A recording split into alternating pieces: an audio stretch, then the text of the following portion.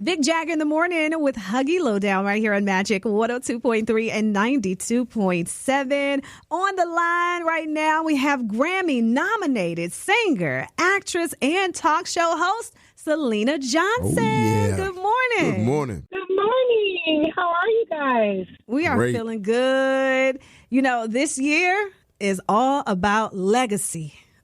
The Legacy Tour, stopping by the Birchmere March 7th in Alexandria, VA. So It's exciting that you are on the road. I always say that you are a singer. Okay, that means thank you. She don't need a band. Right. She like nothing. She just has one of those incredible voices, and you always give a great show. Tell me, what does the word legacy mean to you? Well, the Legacy Tour kind of started last year in June, right? So it's like 3 parts. So last year was just Legacy, where we kind of highlighted my dad, because my dad is a Blues Hall of Famer and my uncle is a Blues Hall of Famer. And they both passed away literally a week apart from each other in 2022. And so last year, I went on the road and started the Legacy Tour in June. However, this is the second part of that. So this tour is legacy as well, but it's legacy of love. When I go back out, it'll be another type of legacy, right? It is, you're right. The entire year is about legacy. Yeah. My dad kind of spearheaded. He didn't spearhead it, but his passing did, because we were both artists. We're both artists, and my dad experienced, a lot of trauma in the music business. The trauma that all musicians go through. But his was a little different because it happened during the Civil Rights Movement. He went through a lot of different things. So I vowed to create an album that has samples of everything of most of his songs, especially because he was one of the most sampled artists of our time. Wow. So my legacy is to continue his legacy. That's what this new album will be about, and that's what the new single Black Balloon is about as well. Yeah, I was going to ask about Black Balloon. Talk a little bit about the process of putting that together. It's a record from my father's album, Concrete Reservation, which was an album that was shelved, according to my father. He told me that, they shelved his album because the lyrical content was too controversial, too racy. Translation is, it was too black. Right. You see what I'm saying? And it would have caused too much positivity in the Black community and too much motivation in the Black community, because that was the focus. Concrete Reservation was a record that kind of talked about where we lived, our disposition as Black people. Black Balloon is a record about Black people continuously rising. That's what balloons do. They rise to the top. Yeah. So I took that concept, I sampled my dad's voice, and then I created my own lyric to kind of match the energy in the times of now. And what I felt like we needed now, because ironically, we're still dealing with some of the same issues from the civil rights, which is nuts. Right. But we are. Music is the soundtrack of our lives. We need music to speak to that as well. I hear you talk about your dad and just the legacy that he had. And when you were coming up and you were getting into the business, did he kind of put you on to game? Did you already know some of the things to watch out for and to just like move different from other new artists that were hitting the industry? I can't say that I did. My father was an entertainer in my home growing up as a child, which means that he was kind of detached in a lot of ways, especially being the man. You see what I'm saying? During a certain time. And when I say that, I don't mean like, my father hated his kids and he didn't like us. But men, their responsibility, supposedly, in my dad's era, was to go out and make the money and take care of the family. So my father was constantly on the road and constantly working, and we didn't really have the relationship that I would have wanted as a little girl. But I watched him hustle. I watched my father and my mother be entrepreneurs. I watched my mother and father be bosses in their own lanes. And so I believe I learned a lot by their actions more so than their words. When I was coming up, kids were seen and not heard. So there wasn't a lot of sit down, give you game type stuff all the time. That's just where I'm from and my generation. Does not mean that people in my generation or where I'm from did not have parents that did that. My father and I were not the same. Women were not looked at in my father's eyes as the same. However, my father was very African-American conscious. He was very us conscious.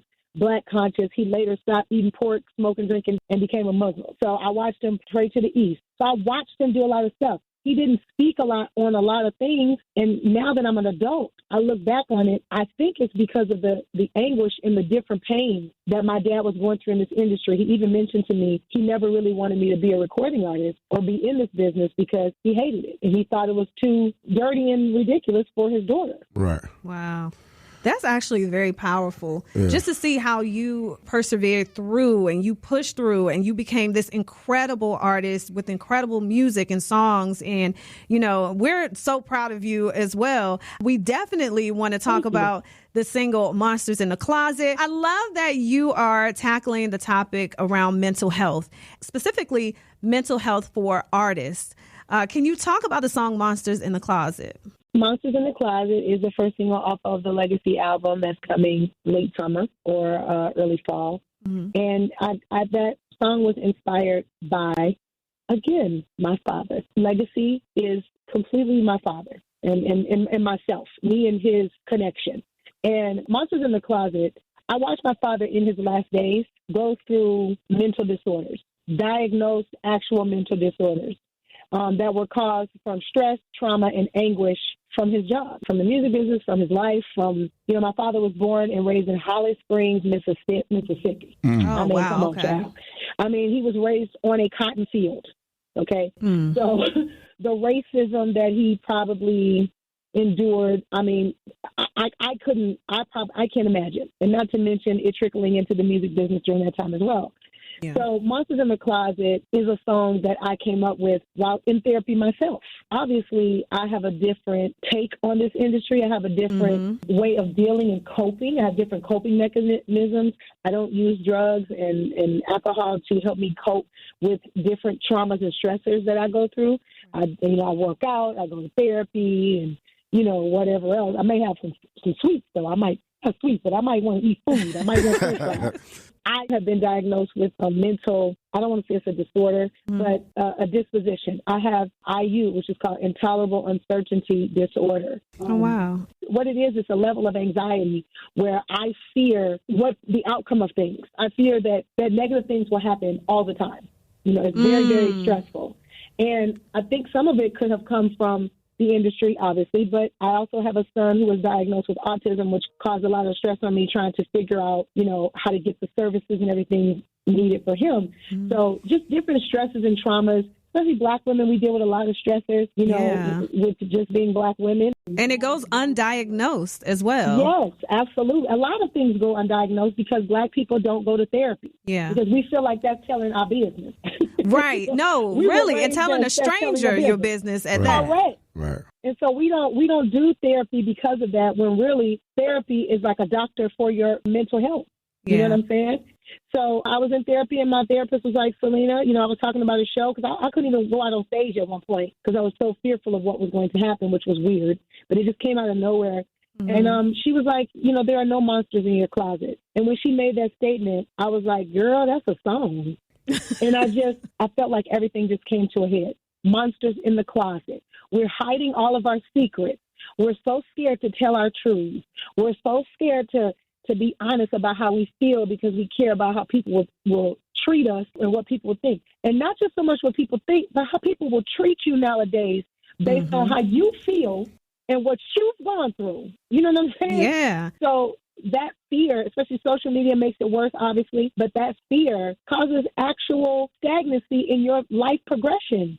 And it takes a lot to be vulnerable, especially for artists when you guys are in the spotlight and the pressure is on to post that highlight reel on social media. And then people see that and then you're comparing. You don't even have to be a person that really looks and compares your life. But over time, if you continue seeing certain things, you're not focused on your own business or, you know, pushing forward, then you can start comparing. And that has a toll on your mental health as well. Causes depression. It sounds like this tour is actually a part of healing for you as well. Therapeutic. It is absolutely healing. It has really changed the game. And I'll tell you what else the Legacy Tour is. When people come out to this show, the way I'm talking to you right now, the conversation that we having, girl, I'm having that same type of energy and conversation on the stage. So it's healing for not just me and my band, but also healing, information, motivation, inspiration for the audience. I want people to walk away with something that's going to move you to the next level. So many different emotions that go on in this show. It's absolutely so fun and full. And that's what legacy is. And that's the way you give an experience. And so we are super excited tonight at the Birchmere. It goes down. Make sure you get your tickets to see Syleena Johnson. And, you know, I know this is just the first of many, keeping with the legacy theme. So what else do you have coming up after the tour? Are you working on any books, films? Are you doing more TV? Will we see you on the Tizu? I will be doing more TV. I'm actually going to LA to film a television show.